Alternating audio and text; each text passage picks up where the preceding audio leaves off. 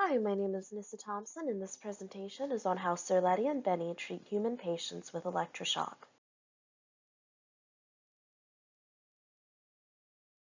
Who was Cerletti? Cerletti was an Italian psychiatrist and neurologist. Prior to his work with the electroshock machine, he had studied under the likes of Golgi and Nissl before wanting to devise a new therapeutic device to replace some of the problematic ones that existed at the time, such as insulin therapy and lobotomy. Both of these had serious negative side effects for their patients, and so that he was looking to devise something new. So working with his student Benny, they were at the Clinic for Nervous and Mental Disorders in Rome in 1938 when they came up with the electroshock machine.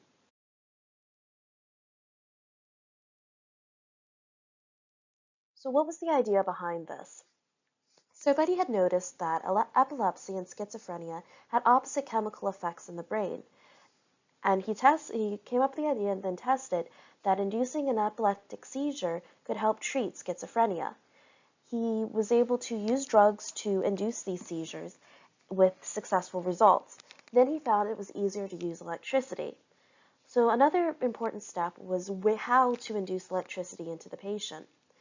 Cerletti and Benny practiced on animal models, namely dogs, strays that were brought by the center by the dog catcher every day, and they noticed that when they put the electrodes in such a way that the electrical field passed through the heart, it often resulted in death.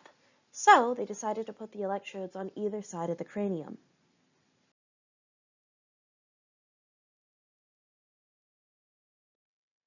After many successful trials with dogs, they did their first human trial. This was in April 1938. There was a schizophrenic man who was brought in. He was considered to be poor. He was rather incomprehensible as he spoke in this strange gibberish that was not quite any language. So during the first treatment, they put him under two shocks. The first one was at a voltage that was determined to be too low, and after much debate, Cerletti determined to perform another stronger shock. Although it initially looked like the man might die, he ended up sitting up and speaking normally to the researchers and those who were treating him. So over the next 2 months, he underwent 13 more treatments, and by the time he was discharged, he was in complete remission. While they were able to follow up with him for the next 2 years, they eventually lost touch with him. However, during that time, he was shown to be symptom-free, and they believed that he was cured and lived a normal life.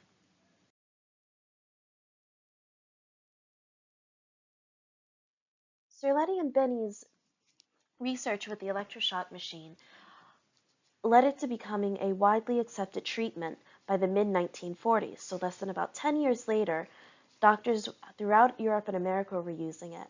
And out of 60,000 patients, I believe, in London, at least 20 of them underwent electroshock therapy. It was used to treat schizophrenia mostly, although it was also used for other psychiatric disorders such as depression, especially that which was combined with psychosis and mania. However, electroshock also had side effects, like the treatments it was trying to replace, and these included fractures, especially spinal fractures, because when the patients would undergo the electrical shock, they would convulse violently and often break something. The patients also underwent psychic distress, because in each treatment, the patient would often have to receive multiple shocks, and each with increasing voltage. So they knew what was happening, and even the first patient said, "Please, no more, it's going to kill me." So obviously this was very distressing for the people undergoing it. Also, it was noted that some of these patients underwent cognitive change after the treatment. Aside from that, there was also the concern that electroshock was being abused and used to treat things that it wasn't supposed to, such as psoriasis or homosexuality. Eventually, electroshock fell out of favor and was banned through legislation in many countries. Here are my sources. Thank you.